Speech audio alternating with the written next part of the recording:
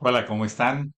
Bienvenidos a la continuación de la charla sobre evaluación de proyectos perpetuos.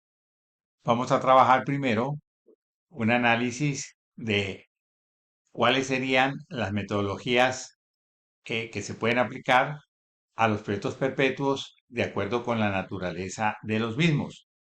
Y posteriormente vamos a desarrollar ejemplos sobre cada uno de los casos.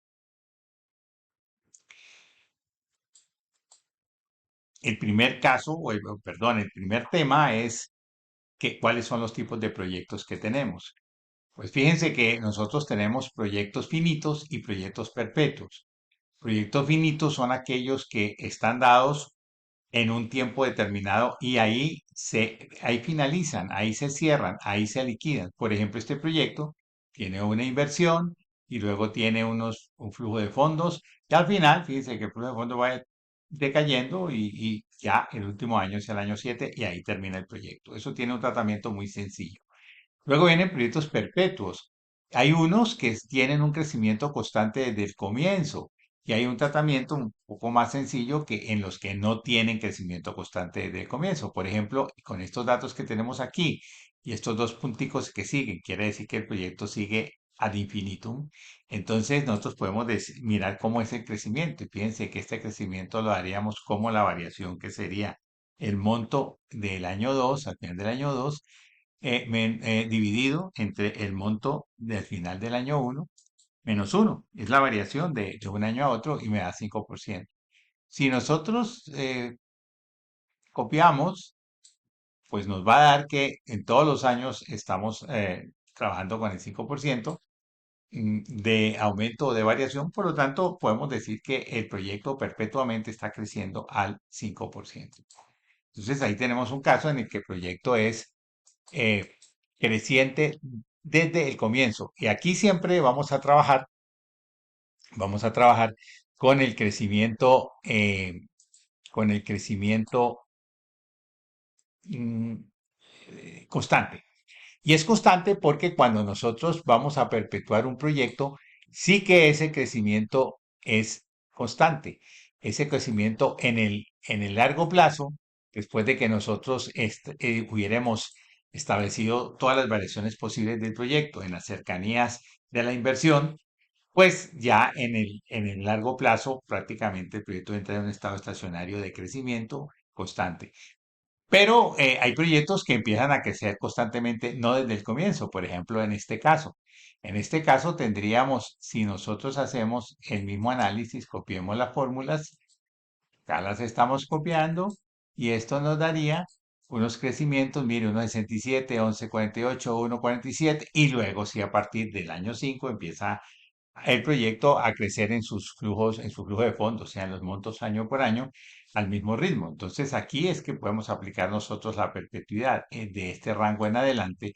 Aquí sí la podemos aplicar desde el comienzo porque recuerden que las fórmulas de perpetuidad están con el crecimiento constante. Esa es la idea. Bien, para acomodar, digamos, los procedimientos a estos proyectos, pues hemos establecido esta matriz. Acá tenemos los tipos de proyectos, hay finitos, los que terminan, y perpetuos, los que son de muy largo plazo, que en general, pues estamos diciendo que no terminan, matemáticamente los podemos trabajar así, y hay esos perpetuos proyectos que tienen crecimiento constante desde el segundo año, o sea, desde el primer flujo de fondos en adelante, y otros que tienen crecimiento constante después. Primeros años no son constantes, que es lo más común que ocurra, pero en un proyecto y hay crecimientos extraordinarios porque hay curvas de penetración de mercado, hay curvas de aprendizaje, está la evaluación de las máquinas, la depreciación de las máquinas, están los pagos de los préstamos. Entonces hay unas variaciones grandes al comienzo y luego llega un momento en que ya se vuelve crecimiento constante. Y acá están las metodologías. Nosotros podemos trabajar todos los proyectos por extensión. Extensión es ponerlos de primero a último momentos con su respectivo flujo de caja. Los finitos, pues no tienen problema, por extensión los podemos trabajar perfectamente, pero los perpetuos, pues vamos a simular una vida que nos permita con seguridad decir que se acercan a la perpetuidad.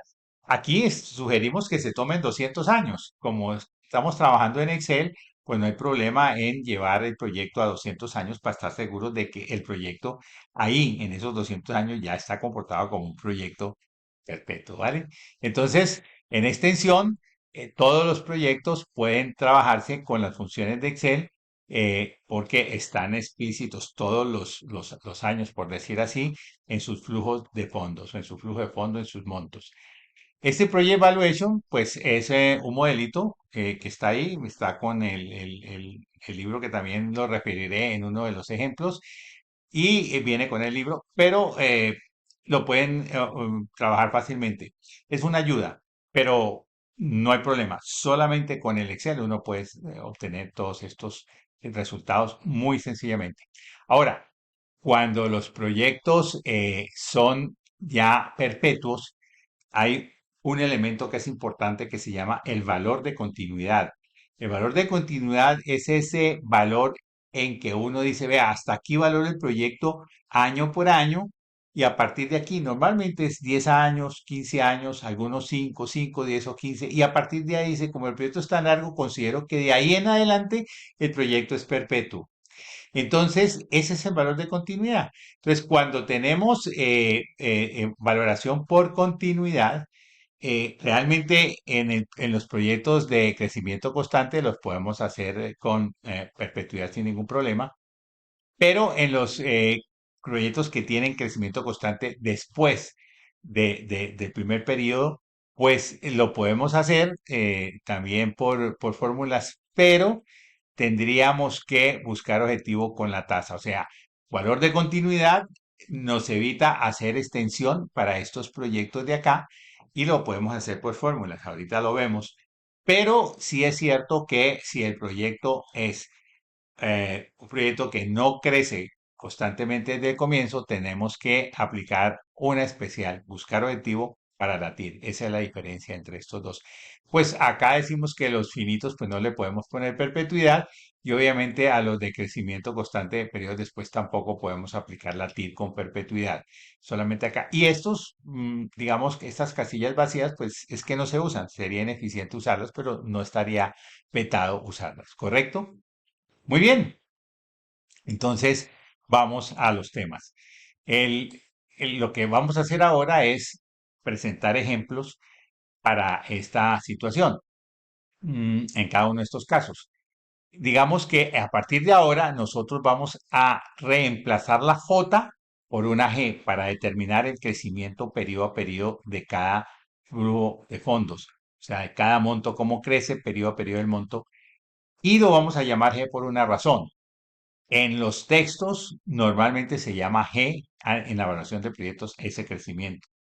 Viene de la sigla de inglés growth y ese es el crecimiento G. Cuando nosotros estamos en equivalencia financiera, lo que normalmente se usa es el valor J o la letra J para determinar esa variable. ¿Por qué? Porque hay una G mayúscula que es el gradiente aritmético y este es un gradiente geométrico que es porcentual. Pues afortunadamente para nosotros, todos los crecimientos en el mundo casi que están ligados con una porcentualidad, o sea, uno siempre se compara frente al periodo anterior, cuánto tenía, cuánto estoy ganando, cuánto me aumentaron, cuánto aumenté de peso, etcétera, siempre un porcentaje frente al anterior y no es una cifra constante en pesos, sino que es un porcentaje. Entonces lo vamos a llamar de ahora en adelante G. Lo que antes era J es lo mismo que ahora va a ser G. ¿Ok? Primero vamos a mirar el proyecto finito. Este es un proyecto en donde tenemos 7 años y aquí están los datos y nos piden que con esos datos, que luego veremos en las cifras y posteriormente en otro módulo, cómo se van a determinar las cifras de un proyecto, pues con estas cifras vamos a valorar el proyecto. Entonces nos piden BPN, TIR modificada, índice de rentabilidad, periodo de recuperación y decir si es o no factible. Aquí está el enunciado, pero pues aquí están ya colocados los elementos que nos habla el enunciado. Dice que genera de flujos de acuerdo con estos números. Entonces ya sabemos que pues sencillo, el BPN pues tenemos la fórmula que es más BNA de la tasa punto y coma. Los valores son desde el 1 hasta el último. No consideramos el primero porque la función BNA, aunque significaría valor presente neto, realmente lo que es un valor presente, no está considerando el momento uno. Y algebraicamente le ponemos el momento uno.